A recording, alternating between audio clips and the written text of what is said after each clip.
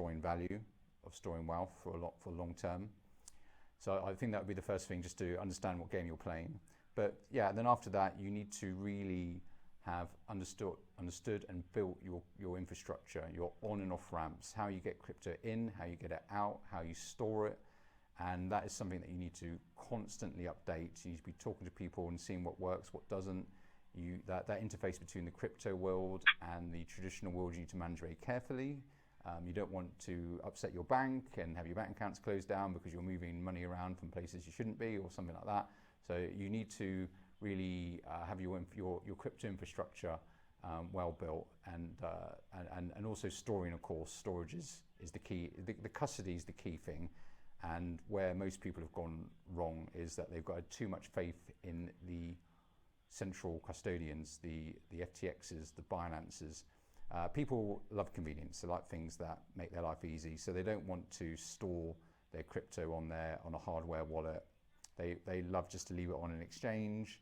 It's there, it's easy to trade, it all seems perfect until it doesn't, like what happened with FTX. So I think you have to learn cold storage of crypto and learn how to do it yourself. So private clients who are looking to diversify in crypto, it is possible. What the kind of the game you play is that you use Bitcoin as your kind of central storage. So you make money elsewhere, you take your profits elsewhere, and you put the profits back into Bitcoin. Some people would say Bitcoin or Ethereum actually. Probably you'd have 70% in Bitcoin, 30% in Ethereum, and you can use that as your kind of, that's my winnings, if I will. And then you can then play what's called the alt game. So very small amounts, well under 1% of your total investment, you can put into various different coins, follow YouTube channels to see what's going on, join Telegram groups, join Discord channels, have fun with it. And some of these things obviously do go up thousands of percent, but you have to remember to take your profits. And that's what most people learn in crypto, is they get greedy and they don't take the profit, and then obviously they see it crash back down again. So if you've got something that's charging up, take a gain and stick it in Bitcoin. Yeah, so trying to predict crypto for the next 10 years. Obviously everybody wants to know what's going to happen in the future. I'm super bullish on Bitcoin. I think that's proven that it hasn't been broken, it's not been hacked. It's been worked on constantly during all these bear markets.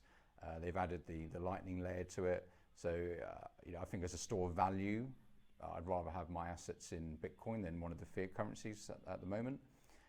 So I think that's a good bet for the next 5 years, without a doubt. It'd be interesting to see when the central bank digital currencies come in, how that might affect Bitcoin. A lot of people think Bitcoin might actually be a central bank digital currency. A lot of people think that the people that designed it were actually somebody like GCHQ or NSA. It does look like that white paper was written by somebody who understood cryptography very well, which would suggest it might have been one of the intelligence agencies. So it might be that Bitcoin is actually a central bank digital currency. So I think that's a great place to store your wealth. In terms of investing, I still say it's a casino out there. Just have fun with it. But I think a lot of those coins will not be around in 10 years' time. So I think if you make money when there's a bit of hype, but I would probably just stick with Bitcoin actually.